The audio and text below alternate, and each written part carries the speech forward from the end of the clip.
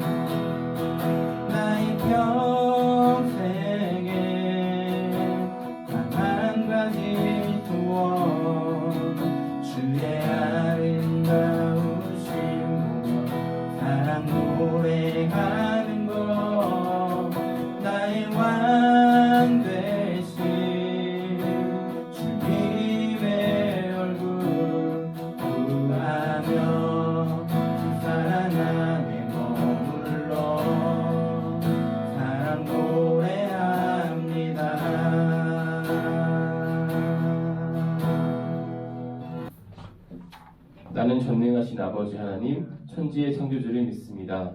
나는 그의 유일하신 아들, 우리 주 예수 그리스도를 믿습니다. 그는 성령으로 잉태되어 동정녀 마리아에게서 나시고 본디오 빌라도에게 고난을 받아 십자가에 못 박혀 죽으시고 장사된 지 4일 만에 죽은 자 가운데서 다시 살아나셨으며 하늘에 오르시어 전능하신 아버지 하나님 우편에 앉아 계시다가 거기로부터 살아있는 자와 죽은 자를 심판하러 오십니다. 나는 성령을 믿으며 거룩한 공교회와 성도의 교제와 죄를 용서받는 것과 몸의 부활과 영생을 믿습니다. 아멘. 6월절 전에 예수께서 자기가 세상을 떠나 아버지께로 돌아가실 때가 이른 줄 아시고 세상에 있는 자기 사람들을 사랑하시되 끝까지 사랑하시니라. 마귀가 벌써 시몬의 아들 가룟 유다의 마음에 예수를 팔려는 생각을 넣었더라.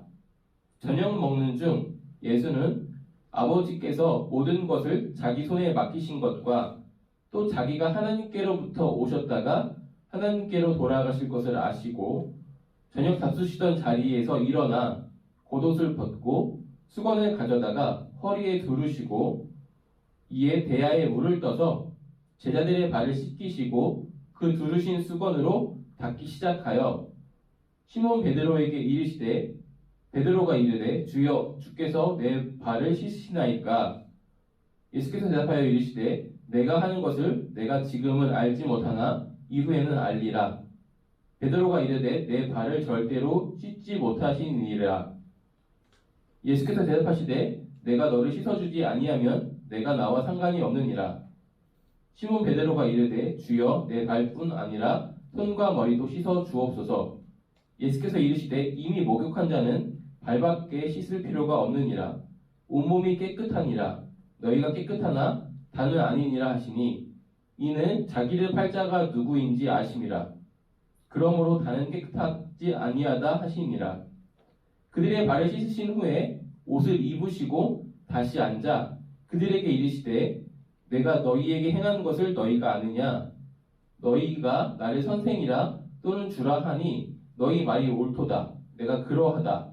내가 주와 또는 선생이 되어 너희 발을 씻었으니 너희도 서로 발을 씻어주는 것이 옳으니라. 내가 너희에게 행한 것 같이 너희도 행하게 하여 본을 보여노라. 아멘. 이것은 하나님의 말씀입니다. 오늘 본문이 조금 길었죠. 우리가 11월 한 달 동안에 섬김이라는 주제로 말씀을 나누고 있습니다.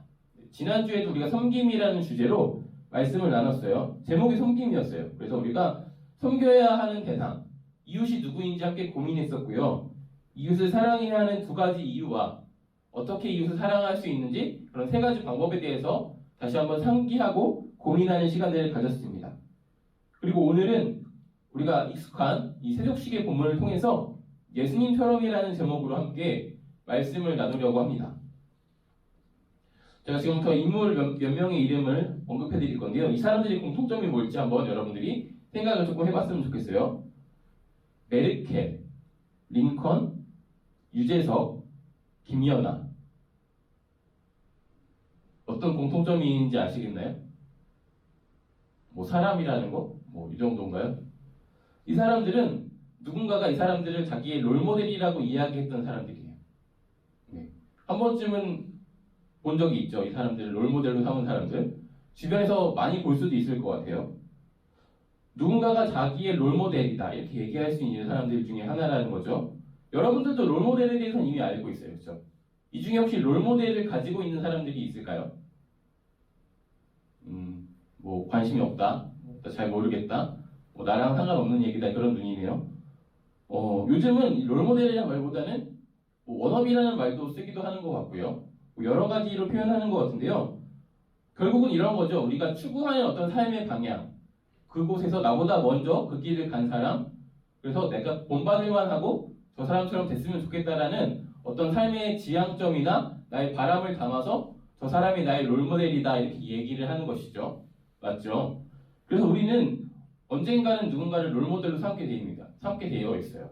롤모델이 아니더라도 굉장히 그 사람처럼 되고 싶어하는 누군가가 있거나 부러워하는 누군가가 생기기 마련입니다. 이 롤모델은요, 우리가 어떤 추구하는 삶의 어떤 지향점을 알려주는 어떤 잣대이기도 하고 기준이기도 하기 때문에 어떤 롤모델을 가지고 있는지를 알게 되면 이 사람이 어떤 방향을 추구하고 있는지, 어떤 삶을 살아오고 어떤 삶을 꿈꾸고 있는지를 우리가 추측할 수 있습니다. 그래서 우리가 매년 어떤 선거를 앞두고 후보들이 쭉 나오면 그 사람들의 롤모델이 누구인지에 대한 기사가 항상 나와요. 그것을 통해서 이 사람은 앞으로 당선되면 이런 식으로 정치를 해나갈 것이다. 이런 추측 기사를 쓰기도 합니다. 그리고 우리는 또한 그리스도인이기 때문에 그리스도인이라는 것 때문에 갖고 있는 또 롤모델이 있죠. 바로 오늘 말씀 속에 있는 예수님입니다. 예수님이 나의 롤모델이다. 여기 부인하진 않지만 굉장히 좀 체감상 멀리 있어요. 그죠? 예수님을 본받지 않고 싶은 사람은 이 중에 없을 건데 난 예수님이 내 롤모델입니다. 예수님이 나의 어떤 원업입니다. 이렇게 고백하는 사람들은 제가 잘 못 봤던 것 같아요.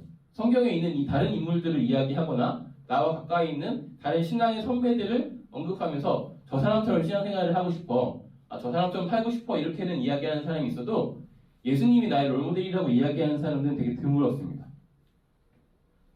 그래도 우리가 예수 그리스도인이라는 걸 부인하지 않는다면 결국은 우리가 예수님의 말씀과 그분의 삶을 통해서 무엇을 본받아야 하는지 이것을 항상 우리가 묵상하고 읽고 또한 기억합니다.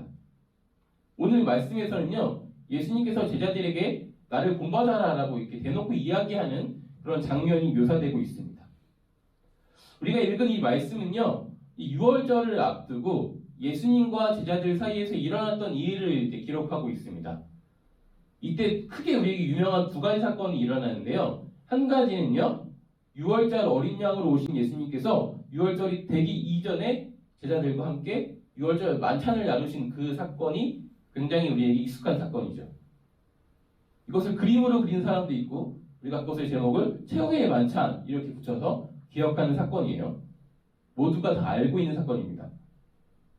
그리고 그 다른 사건 하나가 바로 오늘 말씀 속에 있는 예수님께서 자기가 사랑하는 자기를 따르는 그 제자들의 발을 씻겨주신 사건을 기록하고 있는 것이죠. 이게 오늘 우리에게는 세족식으로 잘 알려져 있는 사건입니다. 특별히 우리가 읽은 이 요한복음에서는요, 다른 복음서, 마태복음, 마가복음, 누가복음과는 다르게 이 최후의 만찬, 이 식사보다는 이 예수님께서 발을 씻어주신 이 사건에 더 관심을 가지고 묘사해서 우리에게 교훈하고 있습니다. 그래서 오늘 우리가 읽은 오늘 본문의 말씀의 핵심은 바로 예수님께서 제자들의 발을 씻겨주신 그 사건, 그것이 그리고 세족식이 바로 핵심적인 사건입니다. 그리고 예수님께서는 오늘 말씀의 15절을 통해서 우리에게 이렇게 이야기하고 있죠. 너희도 이와 같이 행하라. 본받으라 이렇게 말씀하고 있는 것이죠. 내가 발을 씻은 것 같이 너희도 서로의 발을 씻어주어라. 내가 한 것 같이 너희도 하여라. 라고 교훈하고 있는 것입니다. 예수님께서 하신 행동은 발을 씻겨주셨던 행동이고 눈에 드러나는 것은 어떤 그 세족식이라는 사건이지만 우리는 그 말씀을 읽을 때 그 안에 담겨있는 예수님의 사랑과 그 섬김에 대해서 알 수 있습니다. 그리고 오늘 우리가 이 말씀을 통해서 함께 묵상하고 나누는 저와 여러분 또한 예수님처럼 섬기고 사랑하는 그런 사람들이 되기를 다들 소망하는 사람들일 겁니다. 이 섬김에 대해서 한 번 더 고민해봤으면 좋겠어요. 섬김, 정말 많이 들어봤을 거예요. 교회에서 굉장히 많이 이야기하거든요. 이 섬김은 어떤 기독교의 핵심적인 정신 중에 하나예요. 바로 우리가 잘 알고 있는 이웃사랑이 그 정신들이 이 섬김이라는 행동을 통해서 드러나고 있습니다. 그리고 이 섬김은요, 헬라어 원어로는 혹시 아는 사람도 있을 건데 디아코니아라는 말로 우리가 부르고 있습니다. 섬김, 그럼 오늘 우리가 생각하는 섬김과 이 사람들이 섬김이라고 했을 때 와닿는 섬김의 어떤 의미들이 조금은 다르겠죠. 이 사람들에게 섬김이라고 표현하면 이 사람들은 크게 4가지 일을 떠올렸습니다. 한 가지는요, 손님들을 초대하고 맞이하는 일이 그들이 알고 있는 섬김이었고요. 두 번째는 먼 여행으로 더러워진 발을 씻어주는 일이 섬김이었고요. 셋째는 앉을 자리를 안내하고 음식을 차려주는 일이 섬김이었고요. 마지막 4번째는요, 마실 것을 건네주는 일이었습니다. 그래서 우리가 알고 있는 섬김보다는 조금 더 되게 축소되어 있는 어떤 구체적인 행동들을 떠올렸습니다. 그리고 이 말씀 속에 나와 있는 이 섬김은 오늘 우리가 생각하는 그 섬김과는 조금 달라요. 우리는 그냥 섬김? 이러고 넘어갈 수 있는 일이지만 이 당시의 섬김이라고 하면 굉장히 어떤 사회를 변화시킬 수 있는 그런 개혁적인 언어이기도 했습니다. 왜일까요? 왜 섬김이 그렇게 영향력 있는 말이었을까요? 이 사람들에게 섬김은요, 아무나 하는 것이 아니에요. 좀 사회적인 지위가 낮은 사람이 높은 사람을 상대로 하는 것이 섬김입니다. 이 당시는 신분제 사회가 존재했던 사회거든요. 그리고 더 나아가서 종속관계에 있는 주인과 종 사이에 종이 주인에게 하는 것이 바로 섬김입니다. 조금 이러면 감이 오시나요? 낮은 사람들이 내 소유, 내 재산처럼 여겨지는 어떤 사람들이 나에게 하는 것이 바로 섬김이었어요. 일반적으로 서로가 서로를 섬기고 더 높은 사람이 낮은 자를 섬기고 이런 개념은 상상해 볼 수가 없는 일이었던 것이죠. 이런 내용들을 좀 숙고하면요, 우리가 조금 더 알게 되는 의미가 있는데요. 어떤 강요된 섬김이 아니다라는 것을 우리가 처음에 생각해 볼 수 있고요. 또한 우리가 진정으로 자유할 때, 내가 정말 자유할 때만 진정으로 섬길 수 있다. 이것 또한 우리가 생각해 볼 수 있습니다. 자유한 상태니까 우리가 스스로 나는 예수님의 종이에요 라고 고백할 수 있는 거랑 마찬가지인 것이죠.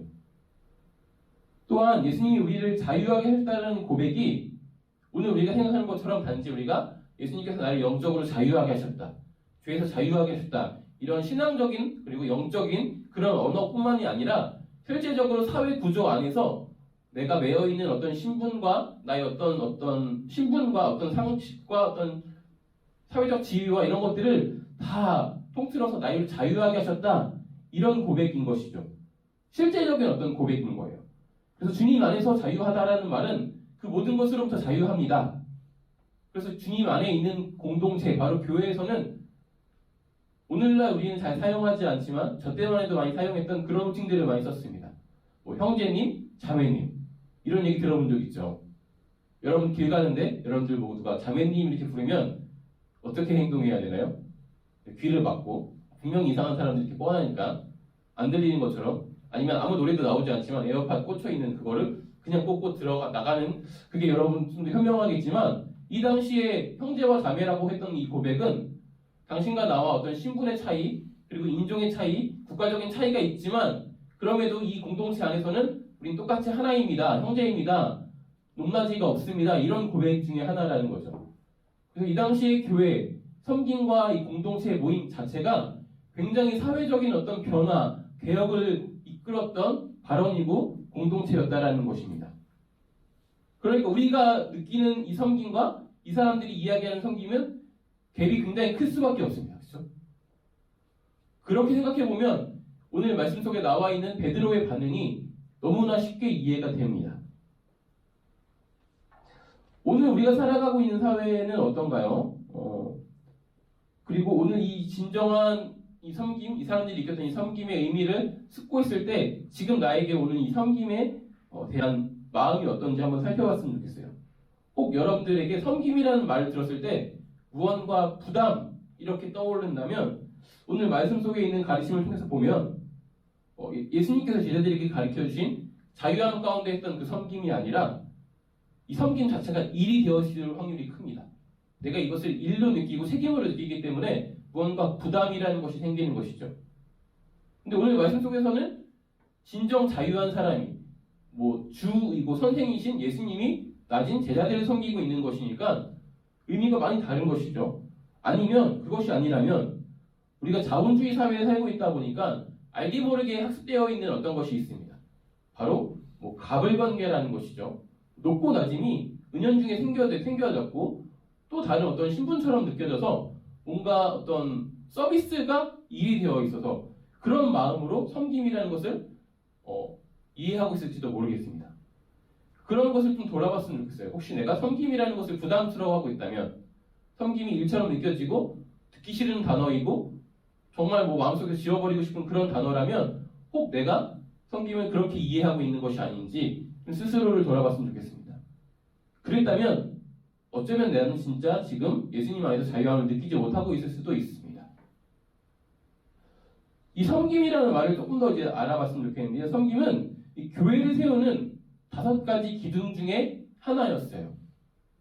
교회의 5가지 사명 중에 하나를 가리켜서 섬김이라고 표현하고 있어요. 이 5가지 기둥은요, 헬라어로 표현하면 굉장히 조금 들어본 사람도 있을 것인데 이렇습니다. 케리그마 들어본 적 있나요? 디다케, 아니면은 코이노니아, 레이투르기아, 아니면 디아코니아. 이 5가지가 교회를 세우는 5가지 기둥 혹은 교회의 5가지 사명 이렇게 이야기하는데요. 제가 굳이 이렇게 우리나라 말이 아닌 말로 이야기한 이유는 한글로 바꾸면 의미가 조금 달라져요. 그래도 우리가 이해하기 쉽게 한글로 설명을 해보면 퀘리그마라는 말은 복음, 어쩌면 말씀 선포, 더 나아가면 복음을 통해서 선교와 전도를 하는 그것을 가리키고 있는 말이고요. 디다케라는 말은 교육, 양육, 훈련 이런 것을 가리키고 있는 말입니다. 그리고 코이노니아라는 말은 교제, 친교 이런 것을 가리키고 있어요. 근데 이 코이노니아, 이 교제, 친교에는 전제가 좀 있어요. 교제라고 생각하면요, 그냥 뺑 둘러 앉아서 게임을 하거나 과자를 먹거나 서로 이야기를 하거나 이런 것만 생각하기가 쉬운데요. 실은 그것보다 좀 더 많이 확장되어 있는 개념입니다. 하나님의 일을 함께 하면서 일을 하는 가운데 어떤 상호 과정 가운데 교제, 이게 바로 오늘 여기서 말하고 있는 코이노니아에서 말하는 교제이고요. 그리고 레이투르기아는 예배, 하나님을 섬기는 일, 이런 의미를 가지고 있어요. 그리고 마지막 디아코니아, 바로 이 섬김은요, 봉사 그리고 사회적인 책임, 이런 의미를 같이 함의하고 있는 말입니다. 다시 말하면 오늘 말씀 속에 나와 있는, 그리고 우리가 기억해야 할 이 섬김이라는 것은 교회를 세우는 중요한 잣대이며 그리고 우리가 섬길 때 교회가 세워져 나간다. 이렇게 이해할 수 있는 것이죠. 그럼 예수님의 섬김을 조금 더 우리가 이해하기 쉽게 세족식을 통해서 한번 살펴봤으면 좋겠는데요. 예수님이 세족식을 통해서 우리에게 보여준 섬김에는요, 크게 세 가지 특징을 가지고 있습니다.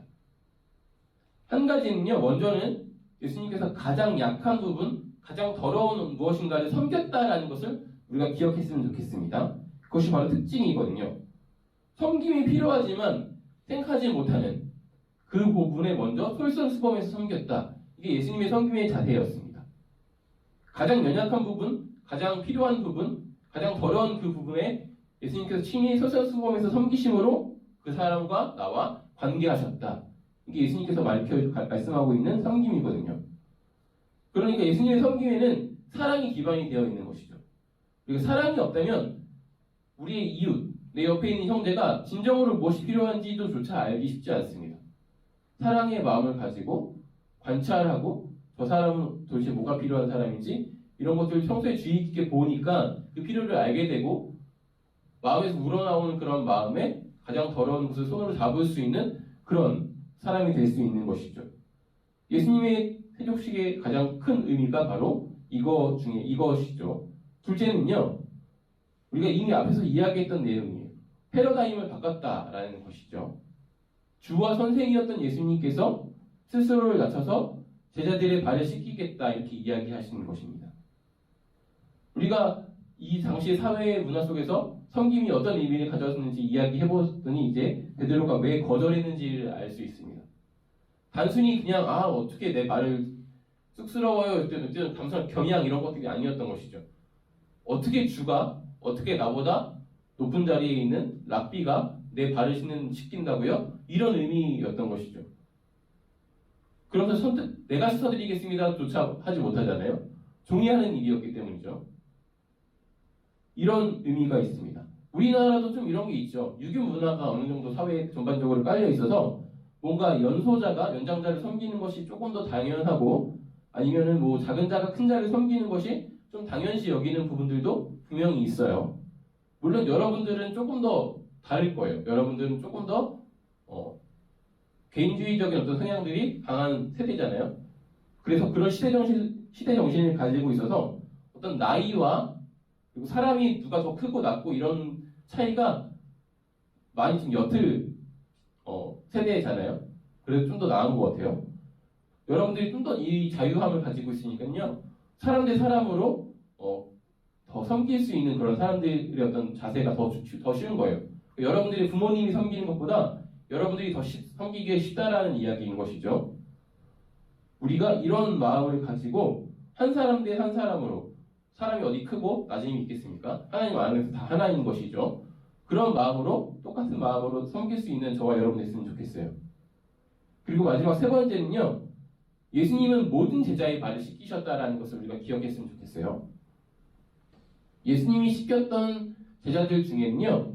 가룟 유다라는 사람도 있습니다. 가룟 유다 잘 알고 있죠. 특별히 10절, 12절의 말씀을 우리가 읽어보면요. 예수님께서 이미 알고 있다라는 것을 우리는 확인할 수 있습니다. 예수님께서 알고 있다라는 것은 뭘 알고 있었나요? 얘가 나를 팔 거라는 것을 알고 있었습니다. 나를 배신할 것이라는 것을 이미 알고 있다라는 것을 말씀을 통해서 확인하는 것이죠. 그럼에도 불구하고 예수님은 이 가룟 유다의 발을 씻기셨다라는 것을 기억해야 합니다. 섬김의 대상, 우리가 누군가를 섬겼다면 인지상정으로 드는 마음들이 있어요. 어떤 피드백이 있겠지. 그래 뭐 어떤 물질적인 어떤 동일한 보상은 아니더라도 정서적인 어떤 피드백이 있을 거야. 나에게 감사함을 느끼고 고맙다고 표현하거나 아니면 나의 굉장히 호감을 보여주는 어떤 피드백들을 기대합니다. 그런데 예수님의 섬김은 그렇지 않았다라는 것입니다. 얘가 나를 배신할 것을 알지만 내가 발을 씻겨주고 곧 있으면 얘가 나를 팔러 나갈 것을 알고 있지만 그럼에도 불구하고 차별 없이 다 발을 씻겨주셨다라는 사건이죠. 이런 섬김을 했습니다. 이게 진짜 제일 어려운 것 같아요. 뭐 자유함으로 섬김을 했지만 어떤 최소한 정서적인 어떤 피드백은 기대하는 것이 사람이잖아요. 그리고 더 나아가면 어떻게 똑같이 사랑할 수 있겠어요? 똑같이 섬김을 할 수 있겠어요? 아픈 손가락이라는 말이 왜 있겠어요? 특별히 더 마음이 가는 누군가가 있잖아요. 그 사람을 섬길 때는 좀 더 애틋하고 무엇인가 더 한 번이라도 따뜻한 눈빛을 보내고 싶고 이것이 인지상정이죠. 사람이라면 응당 가지고 있는 그런 마음입니다. 그런데 예수님은 그렇게 하지 않으셨어요. 되게 비인간적이죠. 인간의 몸을 입고서 어떻게 이렇게 섬길 수 있나요? 우리가 고민해봐야 될 포인트가 이거입니다. 예수님은 어떻게 그렇게 하셨을 수 있었을까? 인간관계의 어떤 선 이해 그리고 어떤 선 경험도 무시하고 똑같이 사랑할 수 있었을까? 고민을 해봤는데요. 묵상해보니 예수님이 갖고 있던 마음 중에 하나가 예수님이 우리에게 가르쳐주고 본을 보이고 싶었던 본 중에 하나가 바로 사람을 섬길 때 하나님을 섬긴다는 마음으로 섬기는 것이 아니었을까 싶었습니다. 하나님을 섬긴다는 마음이 없다면 불가능할 것 같아요. 그리고 사람에게서 하나님의 형상을 발견하지 못한다면 더더욱 그렇게 할 수 없죠.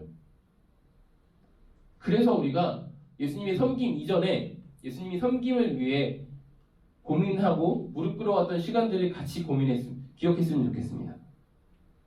예수님처럼 섬기기 위해서는요, 하나님 앞에서 무릎 꿇는 그런 행위가 반드시 필요합니다. 하나님 앞에서 낮아지고 하나님을 의지할 수 있는 하나님과 관계 속에서 내가 누구인지 정체성을 정립할 수 있는 그런 과정이 분명히 필요합니다.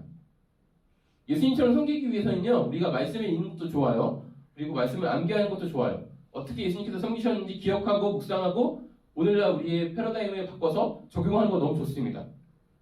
하지만 그만큼 하나님 앞에서 무릎 꿇는 것이 중요합니다.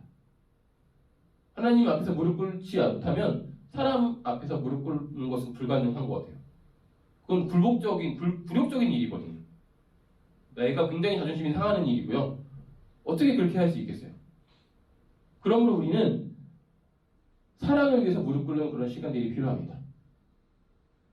지금까지 우리가 예수님처럼이라는 제목으로 세족식에 담겨있는 그 예수님의 섬김에 대해서 함께 이야기하는 그런 시간들을 가졌습니다.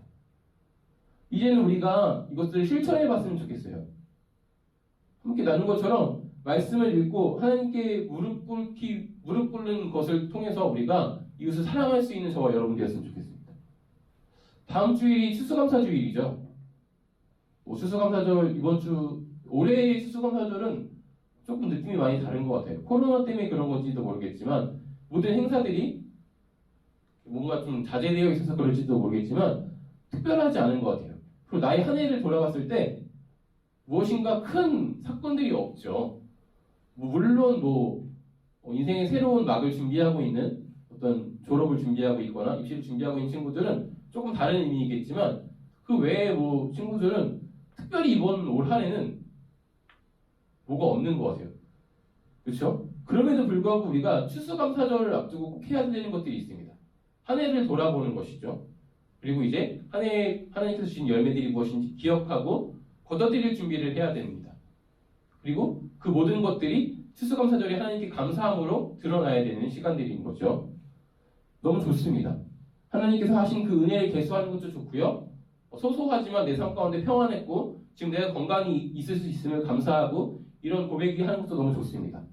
하지만 동시에 오늘 말씀을 묵상함으로 우리가 그 받은 은혜, 그 사랑을 또한 이웃에게 나눌 수 있는 그런 시간이 되었으면 좋겠습니다. 추워질수록 더더욱 그리고 이웃을 사랑하기 위해서 우리들이 시간을 내서 하나님께 무릎 꿇는 그런 일들이 이번 주 한 주간은 좀 있었으면 좋겠습니다. 그래서 우리가 다음 주 추수감사절을 맞이하여서는 무엇인가 내가 누군가를 섬기고 싶은 사람이 생겨났으면 좋겠고요. 내가 섬겼던 그 이웃들이 떠오르는 시간들이 되었으면 좋겠고요. 그런 추수감사절이 되었으면 참 좋을 것 같아요.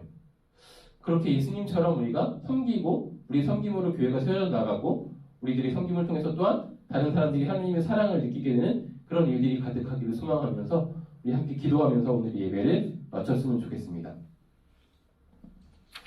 우리 함께 기도했으면 좋겠는데요. 섬김에 대한 정의, 섬김을 어떻게 해야 하는가, 이것은 어쩌면 여러분들이 지금까지 무수히 많이 들어왔던 일들 중에 하나였을 것입니다. 제가 이야기하는 것이 특별한 것이 하나도 없을 수도 있고요. 생소하지만 다시 한번 기억하는 시간이었다라고 끄덕이는 시간이었을지도 모르겠어요. 하지만 분명히 기억해야 할 것은요. 섬기기 위해서는 무릎 꿇는 시간이 필요하다라는 것을 우리가 상기하고 섬기기 위해서 함께 기도했으면 좋겠어요. 이웃을 사랑하기 위해서 기도했으면 좋겠습니다. 이 시간 기도할 때는요, 하나님, 내가 누군가를 사랑하기 원합니다. 내가 머릿속에 떠오르는 누군가가 있다면, 내가 특별히 사랑하고 싶고 섬기고 싶은 누군가가 있다면 이 사람을 섬길 수 있도록 하나님의 마음을 더해주세요. 이 사람의 필요가 보일 수 있도록 예수님이 제자들을 보셨던 그 마음들이, 시선들이 내 안에 있게 해주세요. 먼저 다가가서 섬기게 하시고 그거로 관계 맺게 하시고 나의 섬김을 통해서 또한 교회가 세워지는 그런 은혜들도 있게 해주세요. 이렇게 우리가 함께 기도했으면 좋겠습니다. 기도하겠습니다. 하늘에 계신 우리 아버지, 아버지의 이름을 거룩하게 하시며 아버지의 나라가 오게 하시며 아버지의 뜻이 하늘에서와 같이 땅에서도 이루어지게 하소서. 오늘 우리에게 일용할 양식을 주시고 우리가 우리에게 잘못한 사람을 용서해 준 것 같이 우리 죄를 용서하여 주시고 우리를 시험에 빠지지 않게 하시고 악에서 구하소서. 나라와 권능과 영광이 영원히 아버지의 것입니다. 아멘.